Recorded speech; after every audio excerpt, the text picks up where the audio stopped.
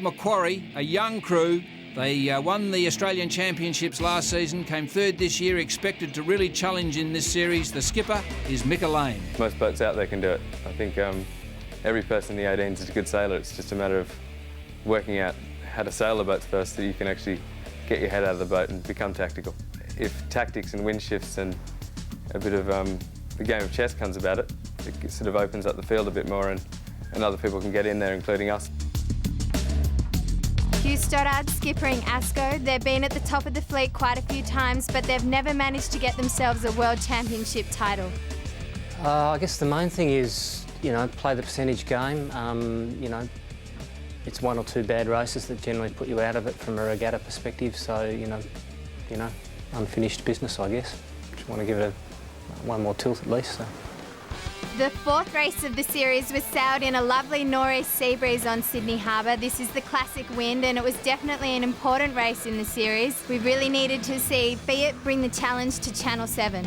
Let's pick up the live commentary on the day. And just at the moment, the skiffs who started at the boat end of the line have got a great shift, and they're starting to move right up on the course, and it's not so sure at all now that 7 are going to lead this race. In fact, I think there are going to be skiffs they're going to have to duck here, and that could blow this race wide open. Let's see as she crosses for the first time.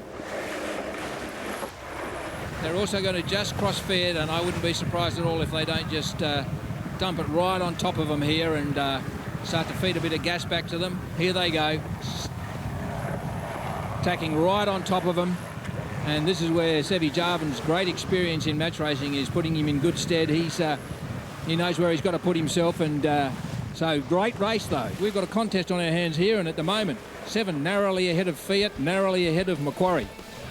Yeah, so at the top end for the first time it indeed was Gotta Love It 7 that rounded first. Fiat right behind them was second, ASCO was third, and then Macquarie Real Estate fourth, and there was nothing in it between those top 4. As they went across the top of Shark Island for the first time, they had to run very shy to the wind, and Macquarie's lightweight crew struggled a bit. But then they got their act together and started to challenge ASCO. Big gust of breeze that's carried them much deeper on the course than the two lead skiffs, Fiat and 7. And I would say at the moment that there's every chance that ASCO leads this race. They've sailed a completely different course to the former lead skiff 7 and Fiat, and you can see them way up much higher than these two just at the moment. Okay, here we go now, rolling up into the mark to complete 1/3 of this race, the bottom end of the course down in Double Bay for the first time. Very close, but just at the moment 7 with her excellent judgment and crew work looking good. All they need is a smooth drop. They've got Fiat right behind, but we know that they've got slightly better speed uphill one way or another, and even though the margin's only 5 seconds, it is going to be a job and a half for Fiat to get past them.